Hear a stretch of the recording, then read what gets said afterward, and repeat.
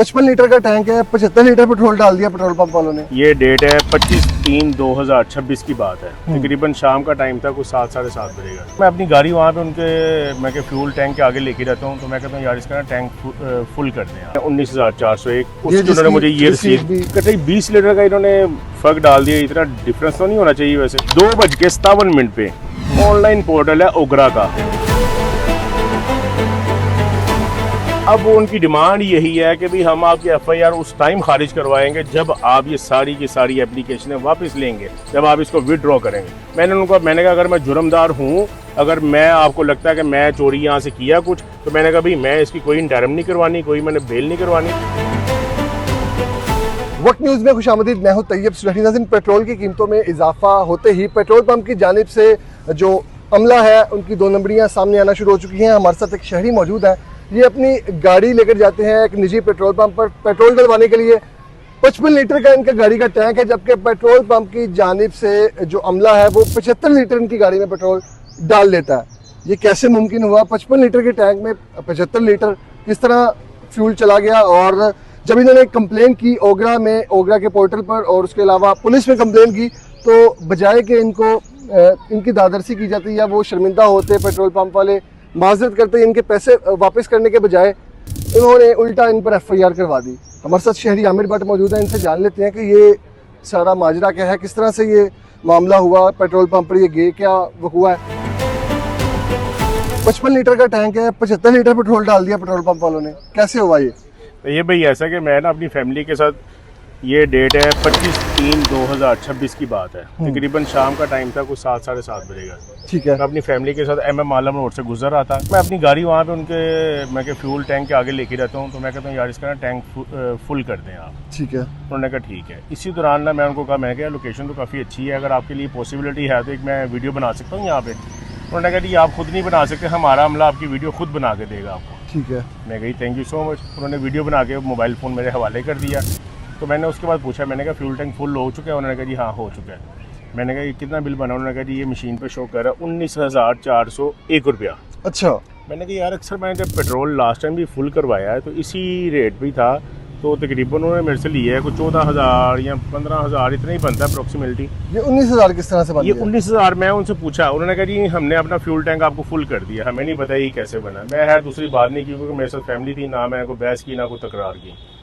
तो मैंने अपना ATM कार्ड उनके हवाले किया, उन्होंने कार्ड को रिचार्ज किया है, उन्होंने पैसे अपने काटे हैं 19,401। उसकी उन्होंने मुझे ये रसीद ये रसीद उन्होंने मेरे हवाले कर दी। ठीक है। अच्छा, मैं जब ये रसीद लेके रहता हूँ तो आपको ना एक मैसेज आया होता है आपके मोबाइल फ़ोन पे कि आपने इतने पैसे पे किए हैं फलां पंप को। ठीक है। अच्छा, मैं जब कैलकुलेट करता हूँ रात को तकरीबन को 2-2:30 बजे का टाइम था, तो उस हिसाब से मेरे ना फ्यूल टैंक में ना इन्होंने डाल के दिया है पेट्रोल 60.4 लीटर। ठीक है। मैंने कहा यार 15 लीटर तकरीबन मेरे टैंक में ऑलरेडी मौजूद था। ऑलरेडी मेरी गाड़ी में पेट्रोल मौजूद था, तो मैंने कहा 15 और ये 60, ये तो तकरीबन बन गया 75 लीटर। मैं उसी टाइम वेबसाइट ऑन की उसकी हैवल की, मैं देखा वहाँ पे जो फ्यूल एफिशिएंसी है टैंक की वो आ रही है 55 लीटर्स। मैंने कहा चले 55 वो कह रहे हैं कंपनी वाले, 56 हो सकता है, 57 हो सकता है, 1 लीटर का ऊंच नीच हो सकता है, वो कोई इतना इशू नहीं है। मगर मैंने कहा यार ये कतई 20 लीटर का इन्होंने फर्क डाल दिया, इतना डिफरेंस तो नहीं होना चाहिए वैसे। अच्छा, मैंने उसी टाइम ना तकरीबन रात को 2:57 पे ऑनलाइन पोर्टल है ओगरा का, नाज़रीन को साथ साथ दिखाते जाएं, उस पर मैंने एक कंप्लेन कर दी रात 2:57 26 तारीख को। ये उसका बकायदा ट्रैकिंग नंबर उन्होंने जारी कर दिया मुझे। उसी दौरान मैंने साथ ही सिटीजन पोर्टल है, पाकिस्तान सिटीजन पोर्टल, क्योंकि ये पोर्टल काम करते हैं, ये दादरसी होती है लोगों की। अच्छा, मैंने साथ ही सिटीजन पोर्टल पे भी एक कंप्लेन कर दी और उसी कंप्लेन को मैंने CC कर दिया पंजाब सेफ सिटी अथॉरिटी की साइट पे। ठीक है। अच्छा, जब ये मैं अपलोड किया अभी, तो साथ ही मुझे ना पुलिस की तरफ से ना कॉल आ गई गुलबर्ग थाना की। ठीक है। उन्होंने कहा कि भी आप ऐसा करें, आपने अभी कंप्लेन की है 15 पे। मैंने कहा नहीं जी, मैंने ऑनलाइन कंप्लेन की है सिटीजन पोर्टल पे। ठीक है। तो उन्होंने कहा आप इस वक्त आ सकते हैं, क्योंकि मैं वहाँ का रहायशी नहीं था, तो आप वहाँ से गुजर रहे थे? मैं गुजर रहा था। तो मैंने उनको कहा, मैंने कहा जी मैं ऐसा करूँगा, मैं सुबह आपके पास आ सकता हूँ। जब अगले दिन मैं वहाँ पे गया हूँ थाने में, तो मैंने उनको ना एक रिटर्न एप्लीकेशन दी है जो कि उन्होंने नहीं ली। उन्होंने कहा जी आपने जब एक पोर्टल पे कर दी है तो वो बस आप उसी चीज़ को चलाएं। मैंने कहा ठीक है। ठीक है। अच्छा, मैं चला देता हूँ। तकरीबन मुझे को 10 से 12 दिन के बाद कॉल आती है, इन्वेस्टिगेशन ऑफिसर है। तो ये भाई ऐसा हुआ कि मुझे ना कुछ 10 से 12 दिन के बाद ना कॉल आई है थाना गुलबर्ग से इन्वेस्टिगेशन डिपार्टमेंट की तरफ से। ठीक है। वो बात कर रहे थे सब इंस्पेक्टर मुस्तफ़ा साहब। ठीक है। उन्होंने कहा जी मोहम्मद आमिर बट बात कर रहे हैं। मैं कहा जी मैं बात कर रहा हूँ। उन्होंने कहा जी आपके खिलाफ ना कोई जूम वालों ने कोई एप्लीकेशन दी हुई है तो काइंडली आप थाने में आए। ठीक है। मैंने कहा जी मैं आ जाता हूँ, इसमें कोई इशू नहीं। अच्छा मैं फ्री होकर उनके पास थाने जाता हूँ तो उन्होंने कहा जी आपके ऊपर तो उन्होंने FIR करवा दी हुई है। मैंने कहा जी किस चीज़ की? उन्होंने कहा जी ये आप पढ़ लें। FIR मेरे हैंड ओवर करते हैं तो मैं पढ़ता हूँ तो उसमें ये सारा जो उन्होंने एलिगेशन लगाए होते हैं सरासर झूठ, बेबुनियाद, मन गलत। पंप वाले आप पर FIR जो करवाते हैं वो क्या FIR है? वो FIR उन्होंने ये की है कि भाई एक नामालूम एक शख्स आता है, वो आता है यहाँ पे पेट्रोल अपना टैंक फुल करवाता है, जाती दफ़ा वो बदमाशी करता है, 2 ऑयल के डिब्बे अपनी गाड़ी में रखता है और ज़बरदस्ती वहाँ से लेके वो चला जाता है। अच्छा, आप पर चोरी का इल्जाम लगा? चोरी का इल्ज़ाम लगाते हैं और 420 की ऑफेंस लगाई होती है उन्होंने मेरे ऊपर। मैंने कहा मुस्तफ़ा भाई इसमें तो कोई सदाकत ही कोई नहीं है, ना कोई इसमें कोई सच्चाई है। तो उन्होंने कहा कि जी ये आपने प्रूफ करना है।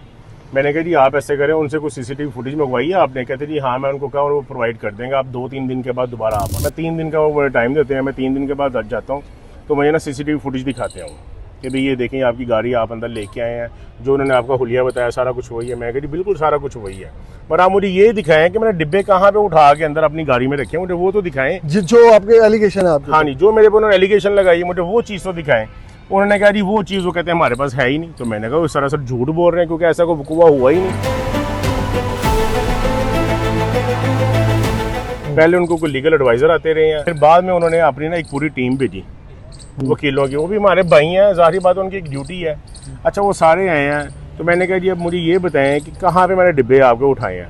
उन्होंने कहा जी देखें सीधी सी बात है, हमें ही पता है कि आपने डिब्बे नहीं उठाए। अच्छा वो जो मुद्दई था ना, जो एप्लीकेंट था, जो FIR में एप्लीकेंट ने, मैंने उसको कहा, मैंने कहा भाई आप मुझे ये बताओ आपने मेरे पे इतना बड़ा इल्ज़ाम लगाया तो आया कि ये हकीकत है? उसने कहा जी मुझे पता है कि इसमें कोई सदाकत नहीं है, ये आपके सामने मन है? वो मन है मेरे सामने भी, अपने वकीलों के सामने भी, और SI सब इंस्पेक्टर जो थे मुस्तफ़ा साहब उनके सामने वो माना है। तो उसने सिर्फ झूठ इसलिए बोला है, पुलिस को गुमराह इसलिए किया है ताकि इस बंदे पे FIR हो जाए, बस प्रेशर बिल्ड हो और आप इस केस से पीछे हट जाए। एग्जैक्टली। अब वो उनकी डिमांड यही है कि भाई हम आपकी FIR उस टाइम खारिज करवाएंगे जब आप ये सारी की सारी एप्लीकेशनें वापस लेंगे, जब आप इसको विदड्रॉ करेंगे। मैंने कहा अगर मैं जुर्मदार हूँ, अगर मैं आपको लगता है कि मैं चोरी यहाँ से किया कुछ, तो मैंने कहा भाई मैं इसकी कोई इंटरम नहीं करवानी, कोई मैंने बेल नहीं करवानी, आप मुझे अरेस्ट करें और मेरा चलान बना के आगे अदालत में पेश करें। अब आपकी आला हुकाम से क्या अपील है? वज़ीर-ए-आला पंजाब मरीम नवाज साहब हैं, इदारे हैं कानून नाफिज करने वाले, उनसे क्या अपील है? मेरी IG पंजाब अब्दुल करीम खान साहब से रिक्वेस्ट है, DIG फैसल कामरान साहब से रिक्वेस्ट है, और मोहतरमा मरीम नवाज शरीफ साहिबा से मेरी हम्बल रिक्वेस्ट ये है कि इसकी जो इंक्वायरी है ना, किसी सीनियर और उस ऑफिसर से करवाई जाए जो बिल्कुल फ्री एंड फेयर होकर इंक्वायरी करे मेरी। अगर मैं इस चीज़ में जुर्मदार होऊंगा तो मैं उनको जुर्माना भी पे करूंगा और साथ में मैं जेल में भी जाऊंगा। अगर मैंने ऐसा कोई जुल्म या कोई गुनाह नहीं किया तो बराए मेहरबानी मेरी जो है FIR वो खारिज करवाई जाए, क्योंकि मैं एक टैक्स गुजार और शरीफ शहरी हूँ। जी, आपने शहरी आमिर भट्ट की रुदात भी सुनी, इनका यही कहना है और तमाम तरह डॉक्यूमेंट्स जो है इनके पास मौजूद है। इनकी यही अपील है कि इनकी इंक्वायरी साफ शफाफ तरीके से की जाए, कोई अफसर फेयरली ये इंक्वायरी करें और अगर ये गिल्टी हैं तो इन्हें सज़ा मिलनी चाहिए, अगर जो पेट्रोल पंप मालकान हैं वो गिल्टी हैं तो उन्हें सज़ा मिलनी चाहिए। हमारी भी आला काम से ये अपील है कि इस सारे मामले की इंक्वायरी करके इंसाफ फराहम किया जाए। मज़ीद वायरल, वेरीफाइड और ट्रेंडिंग खबरों के लिए देखते रहिए वक्त में।